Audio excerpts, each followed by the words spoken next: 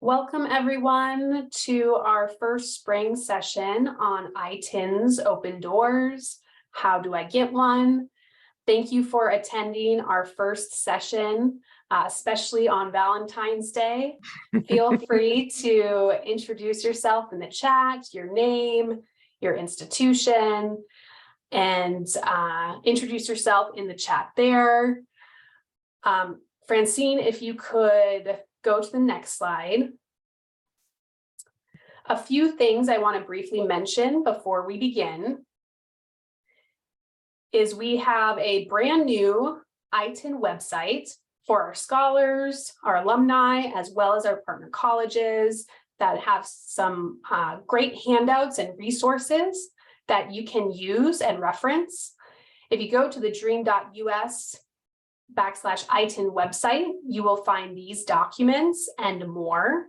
So we encourage you to utilize that website, read through those resources, and also refer back to these webinars.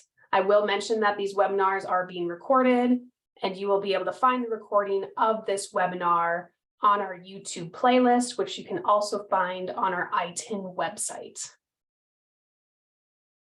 Next slide. Also wanted to briefly mention that this is one of 3 spring ITIN Open Doors webinars that we will be having this semester. All 3 of them are the second Tuesday of the month, as you see on the screen. So our next ones will be Tuesday, March 14th, and then our last one will be Tuesday, April 11th. All will be on the same time, 6 p.m., 7 p.m. Eastern time. And all of them will be led by our guest speaker and ITIN expert, Professor Francine Lipman from the University of Nevada, Las Vegas. Professor Lipman is a professor of law at the Boyd Law School at UNLV, and she's an expert not only in ITINs, tax law, as well as taxation of business entities. So with this webinar today, Francine will be going through a brief presentation on ITIN basics, steps to apply, and then after that presentation, it will be followed by a Q&A session. So for those of you that are attending, feel free to put your questions in the chat now, wait to put your questions in as they come up, and at the end, we will be able to answer those questions. So with that, I will turn it over to Professor Lipman. Thank you so much, Nicole, and your entire team. It's always fun to work with TheDream.Us, and especially all of you college students out there. Shout out, and hopefully some of you are going to be future lawyers. We need more lawyers, and specifically tax lawyers, because as Nicole knows, I'm busy. There's a lot of demand for tax work. And since it is Valentine's Day, for some reason, that's one of my favorite holidays. And so I have a little Valentine I'm going to read for you, and it's really on point. So roses are red, violets are blue. After today, the days left in tax season is only 62. And so what that tells you is time is of the essence. You need to get on your tax filing. And this year especially, there's more demand than supply of paid preparers.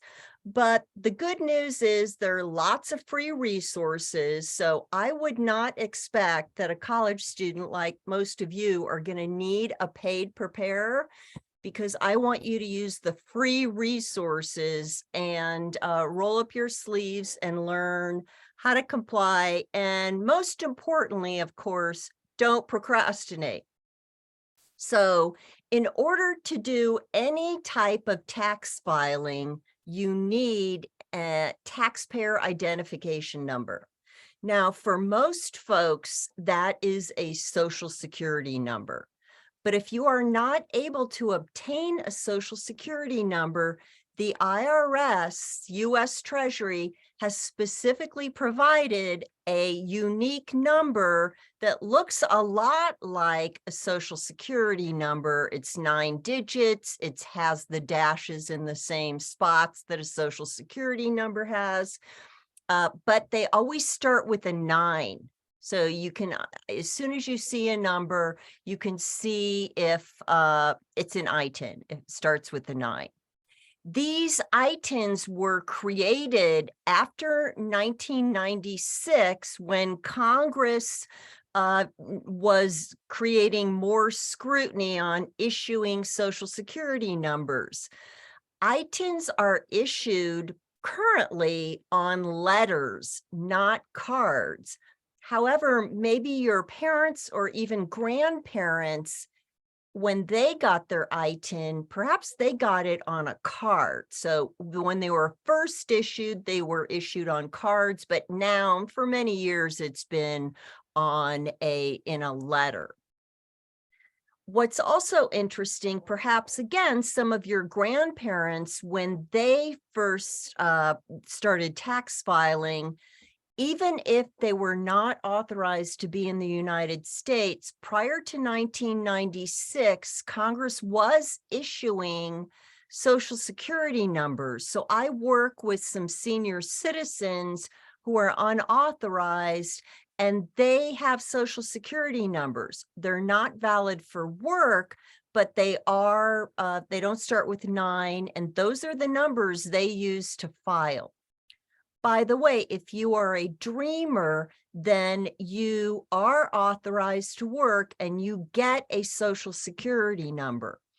What's important is once you get a Social Security number, even if you lose your DACA status, then you still use that Social Security number, even if it doesn't authorize you for work. And so once you get a social, you stick with that. If you don't qualify for a Social Security number, you use an ITIN. So as I said, not only individuals who don't qualify for Social Security numbers in the United States get ITINs, but also foreign investors. As you know, there are a lot of investors who are not physically residing or in the US and are not US citizens, and they often will maybe own rental property in the US, maybe they invest in stocks, and to the extent they have US source income, they have to file a tax return, and so they need a taxpayer identification number, and they do not qualify for a Social Security number, so they get an ITIN. So by the way, just because someone has an ITIN, that does not mean they're unauthorized. It could be a foreign investor who's not physically present. So it's complicated, but it's important for each and all of us to understand how this works.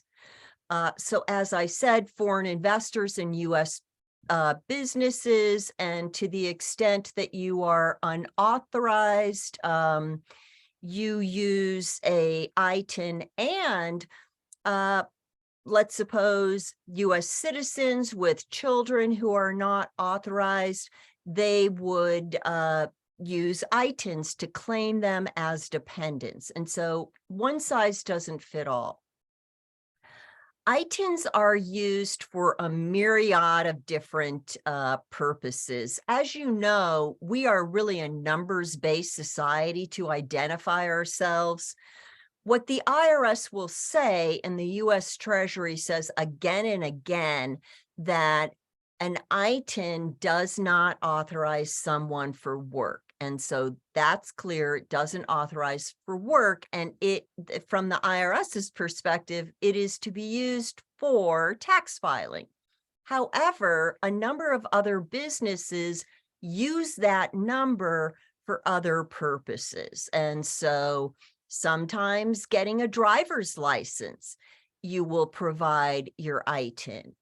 If you are going to be interacting with a bank, they almost always want some identification number. They'll take your ITIN to open a interest-bearing bank account, and probably even a non-interest-bearing bank account. They'll take your ITIN. If you want to buy a home, getting a home mortgage, they'll use your ITIN. If you want to participate in internships or externships, they often will have you fill out an application and ask for your taxpayer identification number.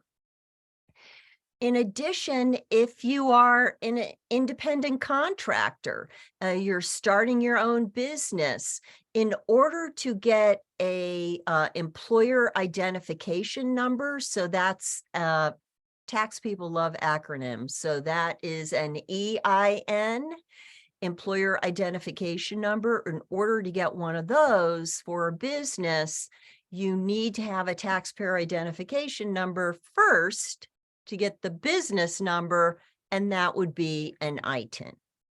And so it's complicated, but lots of probably other things we aren't even thinking about that you're interacting. I know in some cases, landlords have asked for it to get a lease, to get certain benefits. What's really important, and the more I have worked in this area with folks like you, the more I really am an advocate for saying you really need to file your taxes in a timely, regular manner. And first of all, that's just comporting with US laws. To the extent you're required to file a tax return, obviously you don't file a tax return if you have no filing requirement, but if you're required to file a tax return, you need to file it timely. Why? If there is ever a path to citizenship, you are going to have to demonstrate that you've been physically present. One of the ways you do that is with tax returns. And what's very helpful about it is it will show your address, and you keep copies of it. The IRS does too, as well as state taxing authorities. In addition, there are increasingly a myriad of tax credits that not only US citizens qualify for. So for example, I know all of you, or at least most of you, are college students. And so there is a tax credit for college students called the American Opportunity Tax Credit. And that is can be refundable up to $1,000 if you're paying out of pocket in tuition. You want to get that. It's rightfully yours if you qualify. The only way you get it is by filing. And frankly, time is of the essence. You can, if you don't file it in a timely manner, you can lose it. Lots of other benefits, and more states are providing different tax credits, including for individuals who are undocumented. The economic impact payments during COVID, the advanced child tax credit, all of those depended upon filing. In addition, when you are moving on the path towards citizenship, federal judges, immigration judges, often look at tax filing as good moral character. It also shows the income. So if you're trying to get a loan, if you want to demonstrate to a bank or a landlord that you have the capacity to pay rent or to pay back on a loan, often your tax returns are something that they ask for. So you want to have those. In addition, your marital status on a tax return.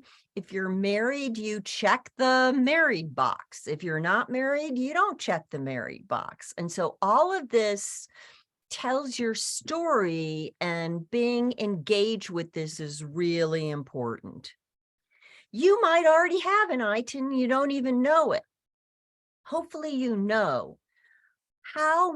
where would you look? Ask your parents, first of all, because your parents hopefully have been filing, and to the extent they have been filing returns and claiming you as a dependent, then you will be on their tax return.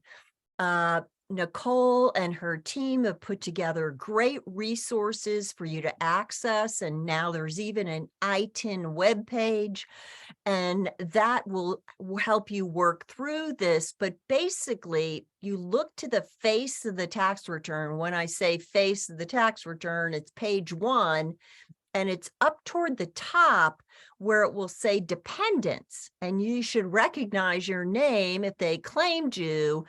And then after your name will be your ITIN number. Again, it will start with a 9 if it's an ITIN. And that's the number you should use. Even if you haven't used it recently so that maybe it expired, you still want to use that number. Your parents also might have the original assignment letter, so look for that. If you don't have an ITIN, then you need to apply.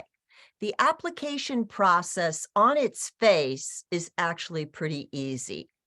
It is a 1-page form, and you can see it right behind my head.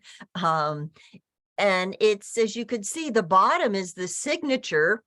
And so that's several lines. And then the top is just kind of checking different boxes. So the meat of it is really not that complicated. So, but I'm going to help you work through it. Basically, at the top, if you're applying for a new ITIN, you need to check that box right at the upper right-hand corner. Applying for a new one, if you already have one, then you're going to renew it. So it's the lower box. Generally speaking, the box that you're going to check here is that you are a U.S. resident alien. So that's box C. And these are technical tax terms, which arguably are a little bit off-putting, but U.S. resident. And so what's interesting about that, for immigration purposes, that has a different meaning. But for tax purposes, it basically means you're physically present in the United States and have been for at least 183 days during a specific period. But most of you, I know, have been, probably all of you. So you're a U.S. resident alien filing a U.S. tax return. So you're likely going to check that box. You could be, if your parent, when your parents got it for you, they would check dependent of a U.S. citizen resident alien. And I've worked with some folks who are spouses, so they don't have a tax filing obligation, but their spouse does. So that might be another option. So that's almost half the form. Then you fill in your name, middle name, and last name. If your name was different at birth, perhaps because you changed your name, if you got married, then you put your birth name and then your married name. Then you fill out your address in the US, your date of birth, your country of birth, your city, and to the extent there's an optional box, I would leave that box blank. Then you specify your gender, country of citizenship. If you have a foreign tax ID number, if you don't, you leave it blank. If you have a visa, then you put down the visa. Many folks are not going to have one in box 6C. Box 6D, as in dog, you're going to put what documentation that you're going to that you're using to authenticate you. Because the government has been worried about fraud and people getting these numbers who don't really exist, you have to prove that you exist, and you have to prove that you are foreign born. So it's interesting To prove you exist and that you're foreign born, the good news is the document that does that, does both of those, is a passport. The passport has to be current. It has to be valid. I hope you have one. I know in Las Vegas, the Mexican consulate has appointments and gives them out, if you have an appointment, same day service. It can be several $100s, so make sure and do a little bit of investigation before you pursue that. Another way to prove you exist is with a driver's license, and there's other documentation I'll talk about in a minute, but you fill that out. Date of entry into the United States. So they want you to put a date there. I have worked with countless individuals, and a lot of people cannot remember the date. So we guesstimate it. If it was summer, was it hot? Was it July? If it was cold, was it winter? And so it doesn't have to, I've never had one rejected because that date didn't comport. So estimate it, put it on the first of the month if it's summer and you believe it was July 1st, and then hopefully target the year. Have you previously had an ITIN? Hopefully you say no. If you have had one, then this would just be a renewal. If you have one, you put it down, and then 6G is blank, and then you sign it. So the form itself is actually really, really easy. So here's a Q&A. This PowerPoint is awesome. Nicole and I have worked on it, so we've massaged it into providing a lot of information for you. And so if you have any questions, you just go to this PowerPoint, and this will be available as well as the recording. But the big deal here, so there's a couple of challenges with applying for an ITIN. The first is that you have to prove yourself, so you have to submit documentation. That is challenging because the IRS wants to see originals, and they want you to mail them in. There is an alternate to mailing them in, but it is more challenging. It's more steps. The problem with mailing it in is you have to mail it in to Texas. It's Austin, Texas, I believe, is the address. And of course, you have to wait then to get it back. And it can be 6 weeks during tax season. It can even be longer. It could be as long as 12 weeks. IRS is very busy, very backed up. And frankly, they are not sitting by the telephone waiting for you to call. You can easily wait hours for waiting for the IRS to answer the phone. So you just don't want to lose those important identification documents. The other thing that is really frustrating and challenging is that in order to get an ITIN, you have to have a tax filing obligation. And so you can't get one before you have a tax filing obligation. And so that means with the application, you have to file in a tax return. So just filing in the ITIN without a tax return, it will be rejected. So you've got to get a tax return prepared, and it cannot be filed electronically. You've got to mail in that paper tax return. Remember paper? I know you students are all electronic. So you need to mail in a paper tax return with the application, with your documentation, and you mail it off, and then you wait for your ITIN. That could be a very challenging and long, laborious process. Here's another chart with a myriad of different documentation for proving yourself up. As I said, the passport is really the best one. Here's some more details about the passport. When you have young children, not surprisingly, it's harder to document that they exist if they're not in school or going to a doctor.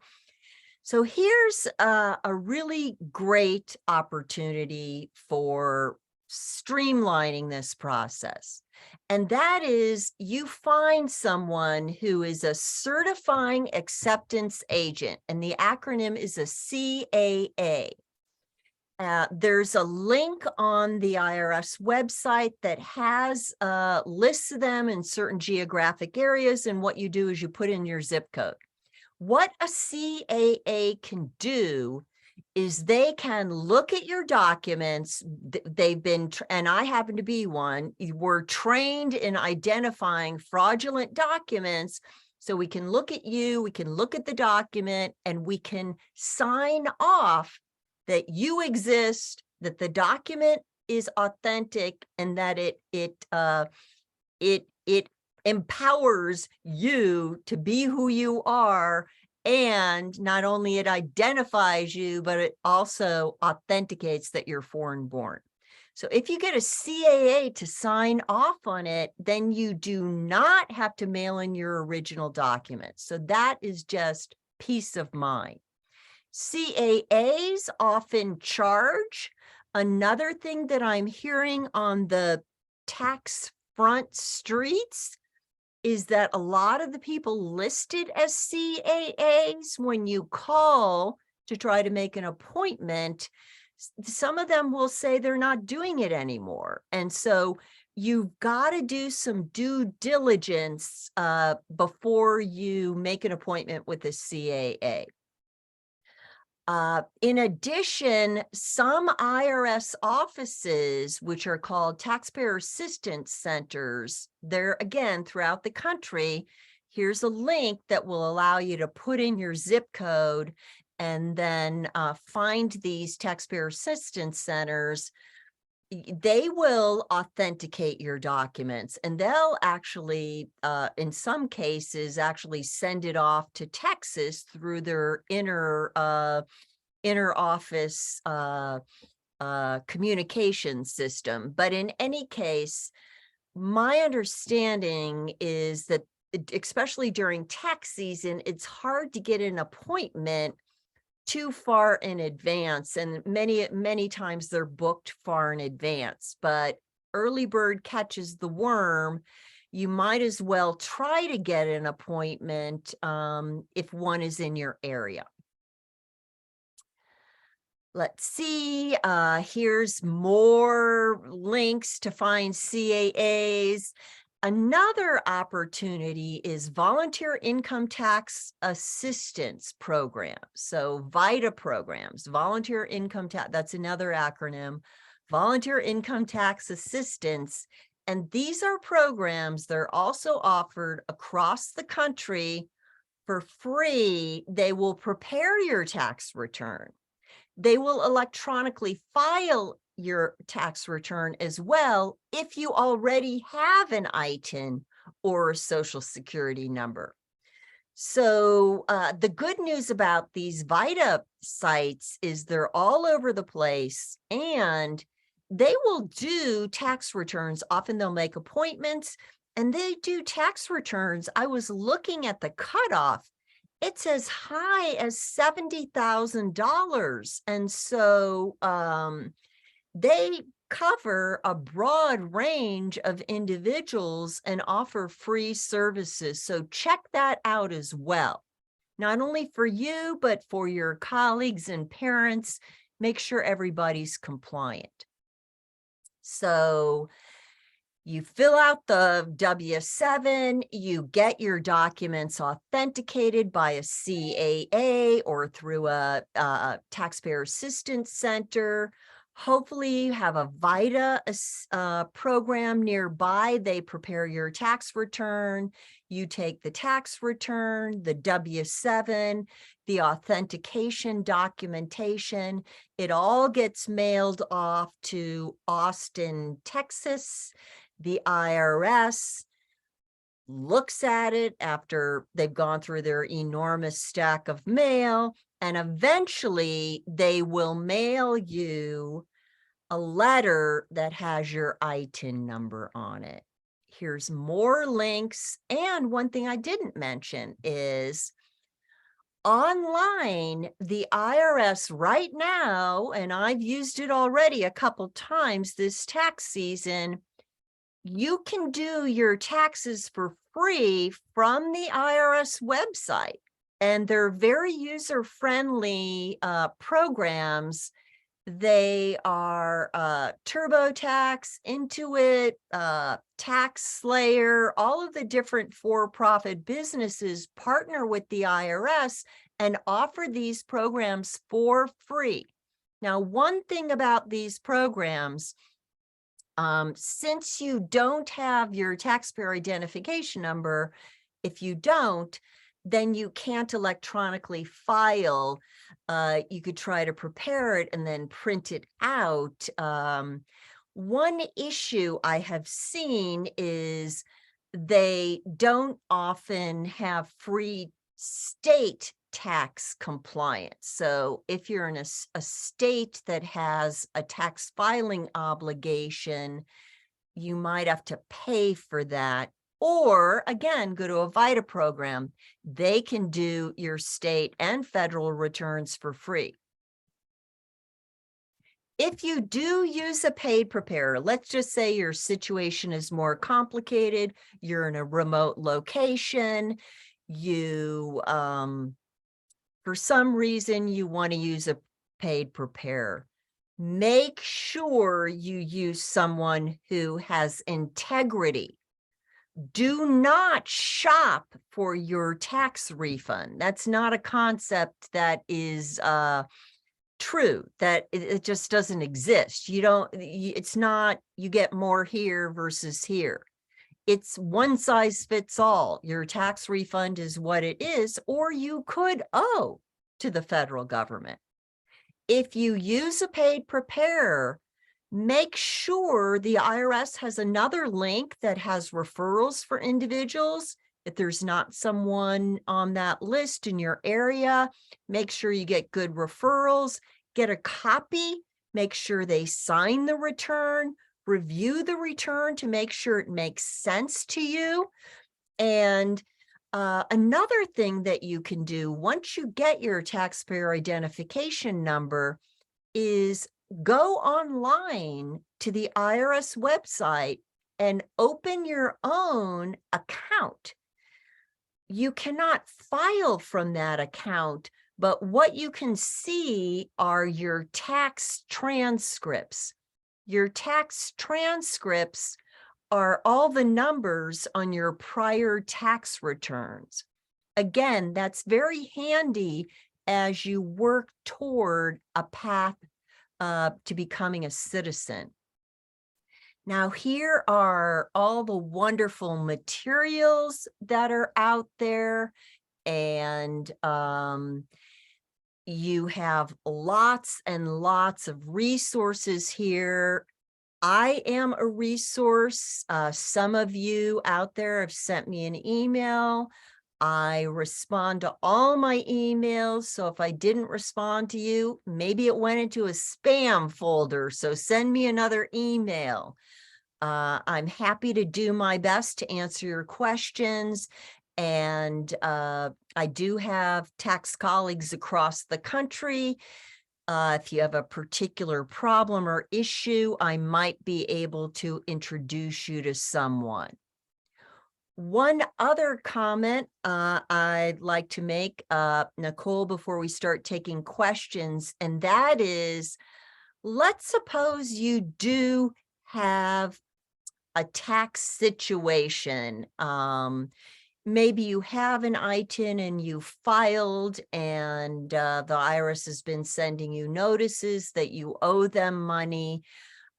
Maybe it's your parents or someone else that is in your family. There are great resources, again, throughout the country, and these are called low-income taxpayer centers, so LITCs, they're clinics, low-income taxpayer clinics. Once again, there's a link on the IRS website where you can see, you click on the state and it shows you where the LITCs are throughout the state. And these are staffed by lawyers who will help you navigate tax problems. So they're not going to prepare your tax return. They are to help you if you have tax problems. I would not hesitate to reach out to them, including if you just can't find a CAA or other resources, you might contact them and ask them if they have a referral. So don't ever hesitate to be an advocate for yourself. I know you're good at it because you're part of this organization that is supporting you in a myriad of ways. And frankly, everyone in your TheDream.Us organization wants you to succeed. And I do too. So we're going to do everything we can do to make sure that happens. Any questions out there? I'm happy to answer pretty much any questions. And if you don't have any, you might force me to read some more Valentines. Professor Lipman sent me an email earlier today about tax Valentine's poems, and it's a very long list. So definitely feel free to submit your questions, and we do have a few, so we'll start with those. But others, if you still have questions in your head, feel free to put them in the chat. You can also direct message them to me as well. But let's start off with the first question, and that is, how much will the whole process of getting an ITIN cost?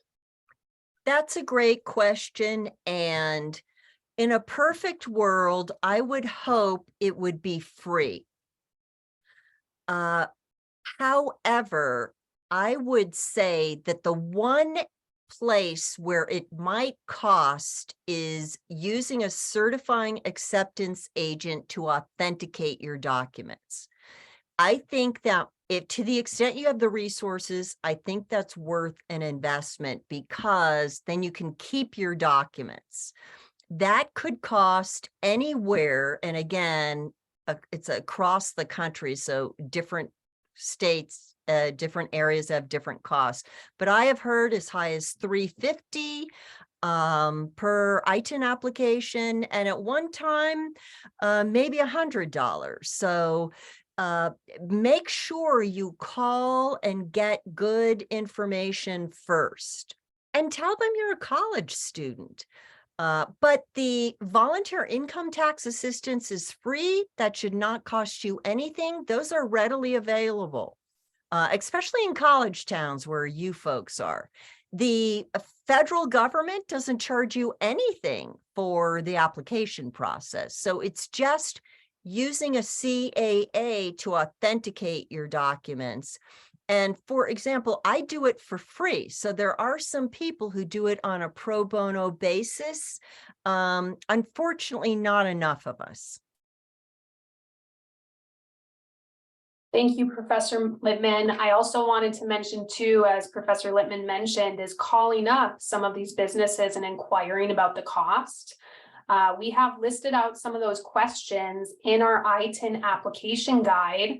If you choose to use a CAA, in that guide, I want to say it's on page 2 or 3, but definitely check out those resources for a list of questions you can ask when calling around some of those local businesses that do have CAAs. All yes, right, I remember that Nicole had me do a pretend conversation with the CAA asking questions. And so, you know, she's thought of everything. Well, we definitely appreciate your expertise too, Professor Lipman. So, all right, going on to the next question is, how are we supposed to file a paper tax return if we don't work legally and don't pay taxes? Is there an alternative way? So you need to pay taxes. And so you are, if you want to get on the path of compliance. And so many individuals who are unauthorized, undocumented, they get W-2. So just like I get a W-2, perhaps you're working, you get a W-2. You have to file a tax return if you get that. If you're an independent contractor, so you get something called a 1099, you need to file a tax return. You can take those documents, all of your documents, including your college information, to a VITA site, and they will be able to prepare a return for you. And you will file that paper return. You might owe something, but it's important to be compliant. And Francine, I'm going to piggyback off that question too, and just ask, what happens if you don't get any of those, you don't have a 1099, or maybe you're getting paid in cash? Is that considered a tax filing obligation? Yes, so to the extent you're being paid in cash, you do need to report that. And so you would go to the VITA site, and hopefully you have decent records of how much you were paid for. So right now it's 2023, of course, and right now taxes for 2022 are being prepared. So what you should do if you were paid in cash, for example, is go through your records to the extent you can and resurrect how much you were paid, including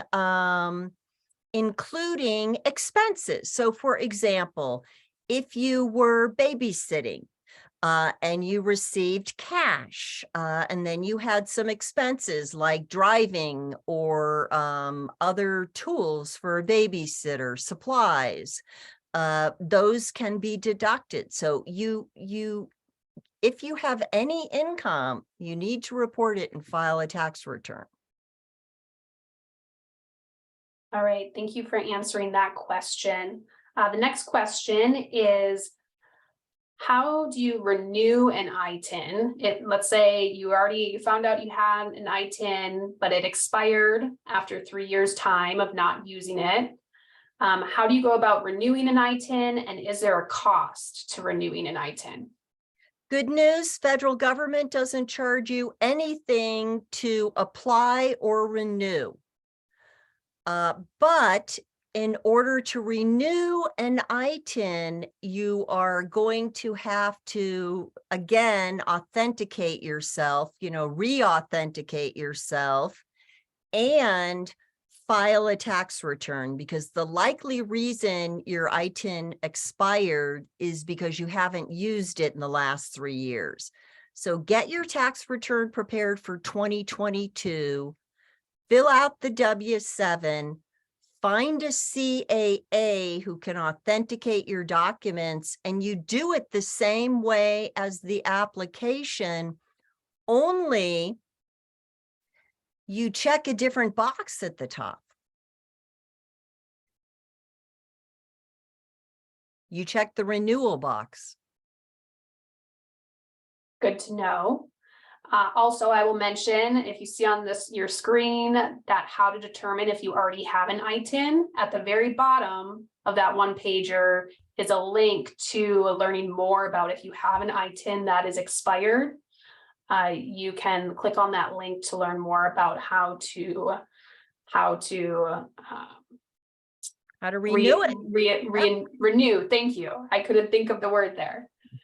Next question is going into the in-person locations, or if an individual chooses to go into an in-person location to get help with their ITIN application, do you also have to provide a prepared tax return along with the forms of ID? So what's going to that's a good question. When you go to the Taxpayer Assistance Center at the IRS. So obviously it's better if you have the tax return already prepared. If you don't, they do, under some circumstances, prepare returns for you, but those appointments are probably fewer and farther between. So I would suggest you go to a Vitus site first, get the tax return prepared, then make an appointment with the Taxpayer Assistance Center and just get them to authenticate your documents.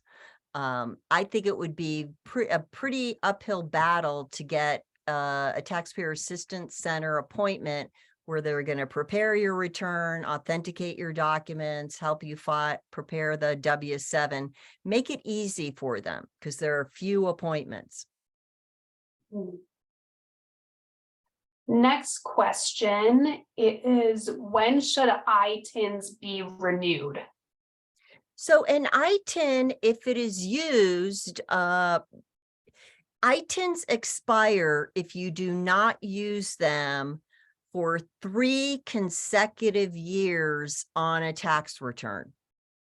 And so, frankly, if you use them, they don't expire. They won't ever expire unless Congress does something differently.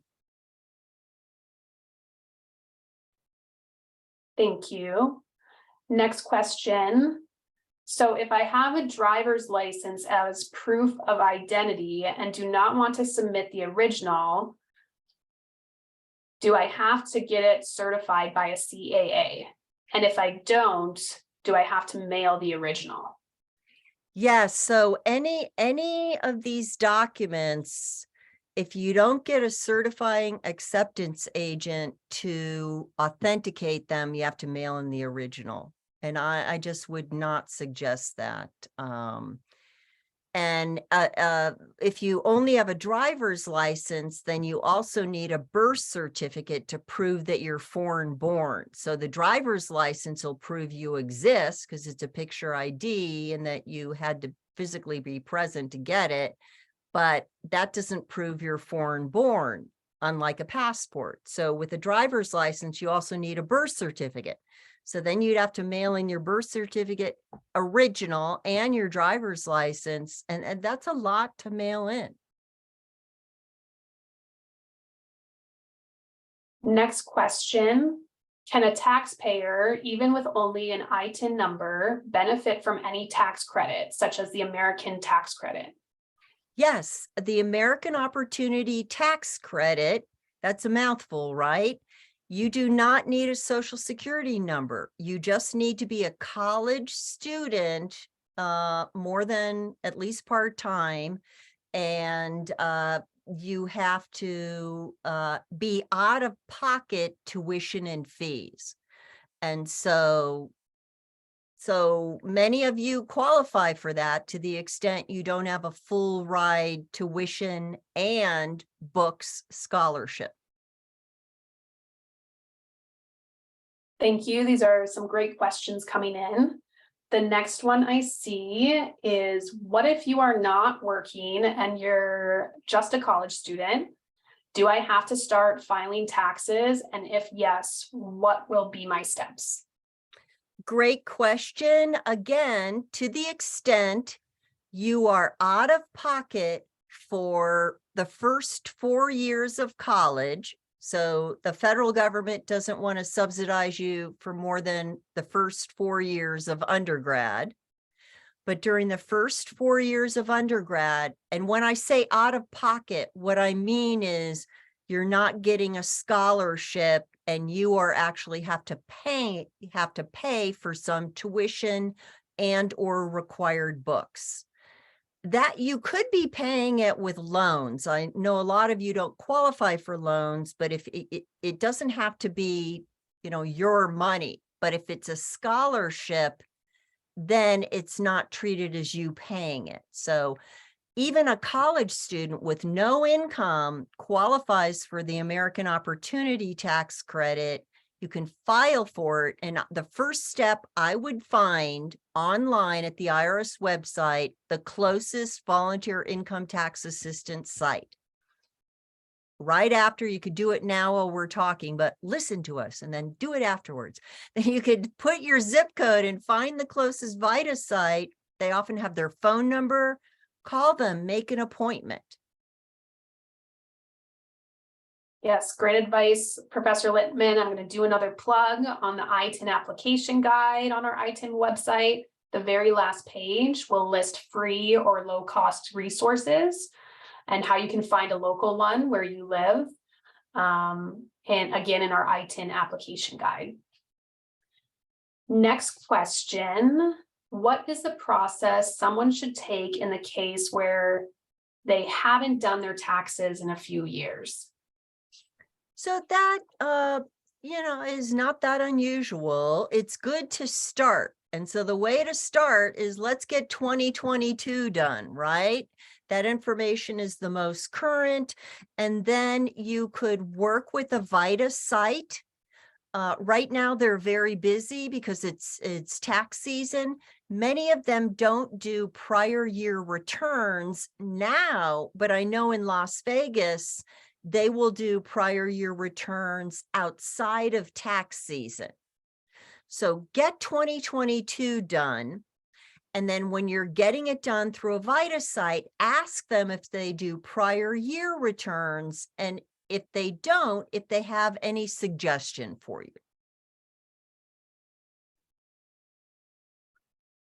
Next question, can you use the 1098-T to file taxes?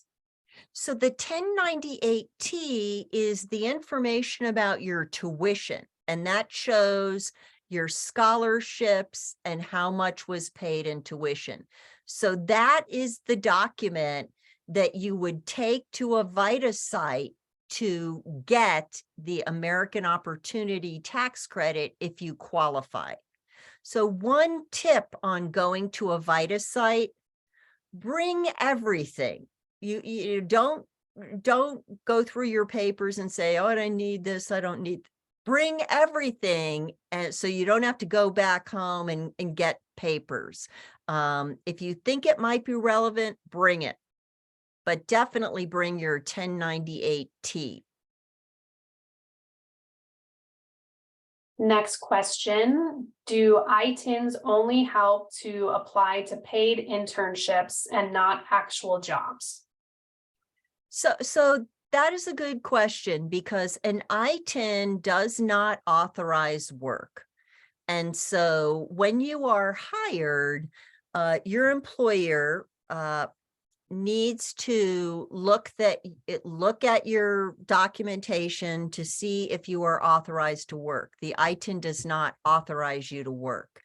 And I guess, that's the answer to that question.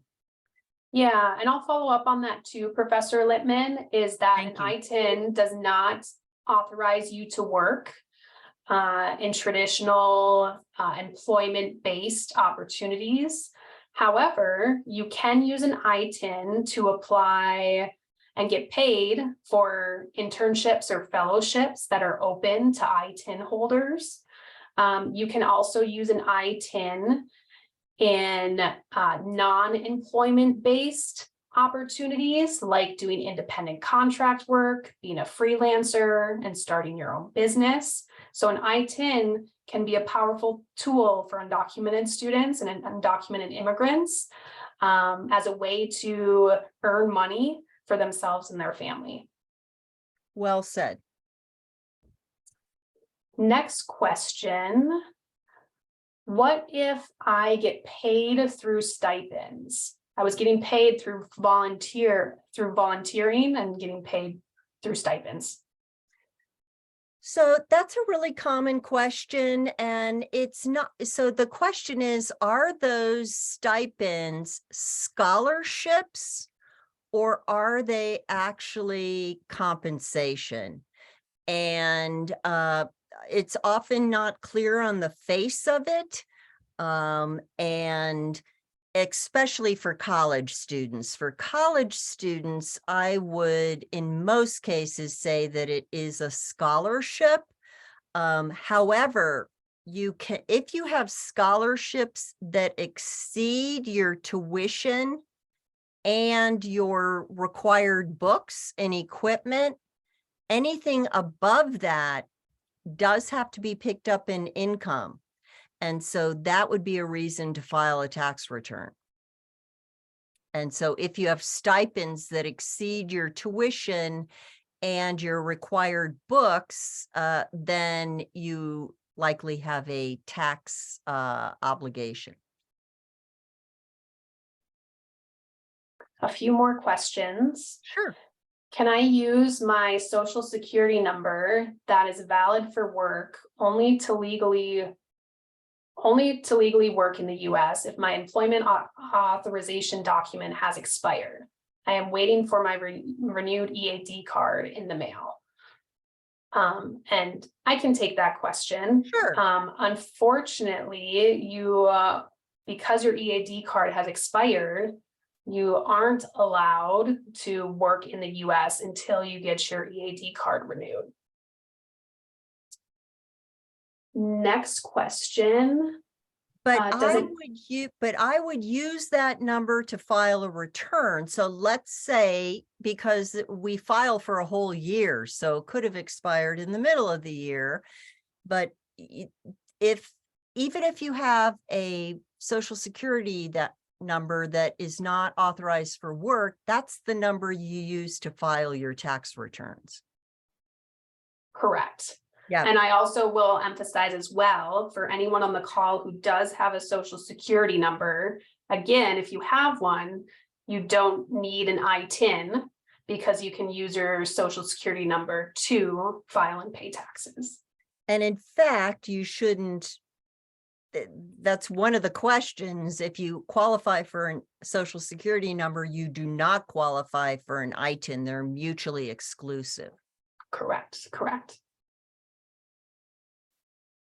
Does it matter if you apply for an ITIN, but the tax return was done for a previous year? For example, apply right now, but use 2021 information. That's absolutely fine. And that happens a lot. I would just say it's probably a little bit tougher to find someone to do 2021, but you could do it yourself, especially if it's a simple one, or you can find some VITA program to do it. If I babysit or do hair, would I need a 1099 form as a contractor to be able to file a tax return? Or would Cash App or Zelle information be proof as income? Yes, absolutely. And even just a worksheet that, you can put together that has integrity. And so you have the burden of proving, and frankly, what you're doing is you're coming forward and saying, I have this income. And so that the IRS is not going to say, no, you don't.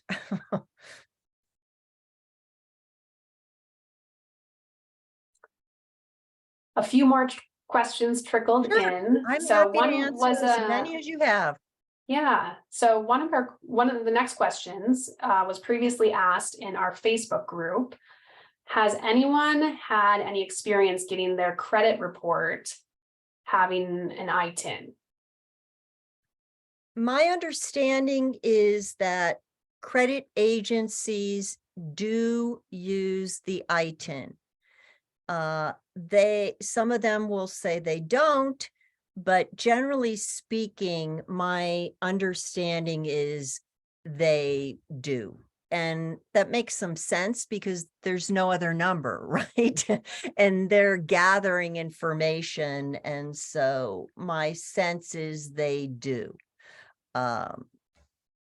They're not as used to it as social security numbers, but because it mirrors a social security number so well, except the first number, it is used for credit reporting often.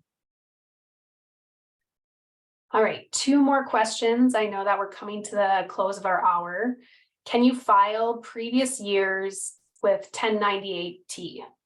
Yes. So you would, again, And I would encourage people, when you go to get your current year tax return done, if you have some 1098-Ts from prior years, you might bring them with you, show them to the preparer, and ask them if there's a tax benefit from these forms and where you should go to get the prior years done. Maybe they'll do them then.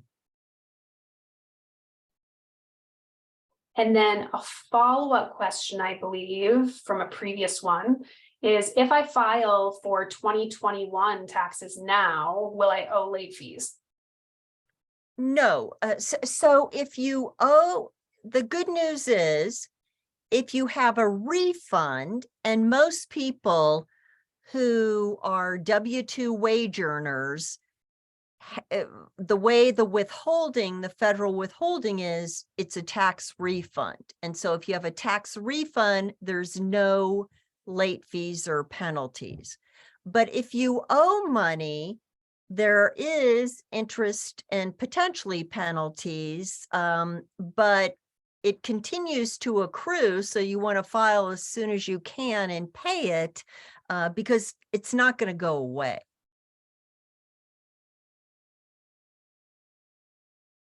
All right, well, we are coming to the end of the hour, and it looks like Francine might actually, Francine, are you still there? Okay, so Francine must be having some technical difficulties. But with that said, we are coming to the end of our hour. Thank you everyone for your time and attention today. Do know that this webinar is being recorded and will be posted to our ITINs Open Doors YouTube playlist later this week. You can find that playlist on our ITIN website, TheDream.Us/ITIN. Thank you so much. And if you have any other questions, feel free to reach out to Professor Lipman. Otherwise, you can also attend our 2 upcoming spring ITIN webinars later this semester. All right, take care and enjoy your evening. Bye.